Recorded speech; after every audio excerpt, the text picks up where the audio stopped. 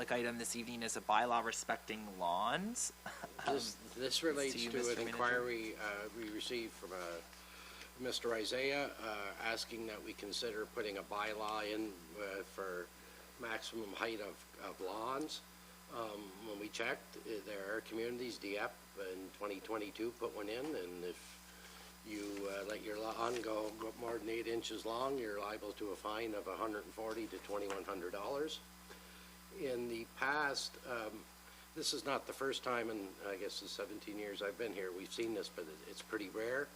I can tell you that people that feel strongly about this type of stuff, the traditional way of dealing with it is similar-minded people create subdivisions with restrictions that don't let certain things happen in them, including lawn heights and mini homes and, you know, certain things like that. That's how it's been dealt with. They've allowed, you know, people of similar minds to find that type of neighborhood. But it's up to council whether they want to expand that belief and into a bylaw, and I'll leave it with council to decide. As the memo says, if you want to explore it further, it would be sent up to council and a draft bylaw would be done. And if it does not go up to council, we would take that as council's not interested in pursuing this type of bylaw. Thank you. So that's a preliminary assessment from the manager, and we'll open the floor to questions or comments, any discussion from members of council on the item. Speaking from the chair, I would say personally I don't favor pursuing something like this at this time. You know, I'm not sure that it's really a pressing matter or a priority that I would want to dedicate a significant amount of staff time to. I will say that there are other, not directly related to this or lawns, but I am interested in exploring provisions around unmaintained properties and perhaps even vacant properties. And that is something that we're going to be looking at, I believe, through the Affordable Housing Working Group as well. And maybe there's a conversation to have around that at the standing committee level, but it wouldn't be this. I think the confusion often comes from the dangerous and unsightly premises, not actually being about being dangerous or unsightly, but being about structurally unsound. And that is often a conversation we have to have with citizens in the community.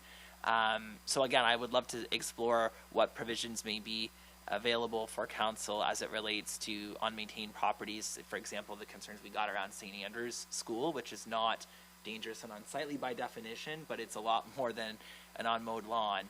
And so I would engage that conversation myself through a standing committee venue, and tonight I wouldn't favor sending this up or going any further.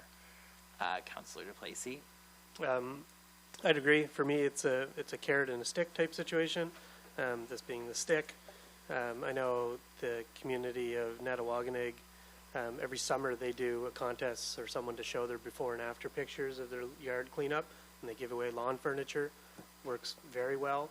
So I think there is something to be said around the city taking a leadership role in beautification, both publicly and privately. But I don't think this is the solution at all. But I still think there's a priority for us to do our part in making our communities more beautiful. Thanks, Councillor. Councillor Arsenault. Thank you. I understand, I guess, the desire of the request, you know, but I think for me there's still a lot of work to do around unsightly premises in the community, and I guess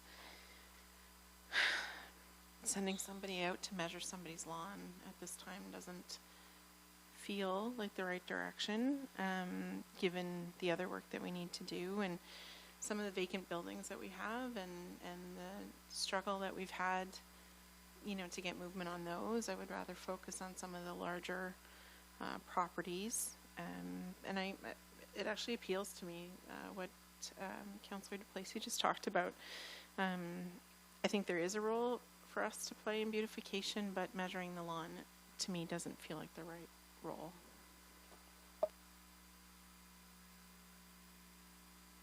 Thank you, Councillor. I don't see any other lights, so what I'll do is ask if there is anyone who would make a motion to send this up. And seeing none, we interpret that as council's desire that we do not continue to proceed or pursue a bylaw in this regard.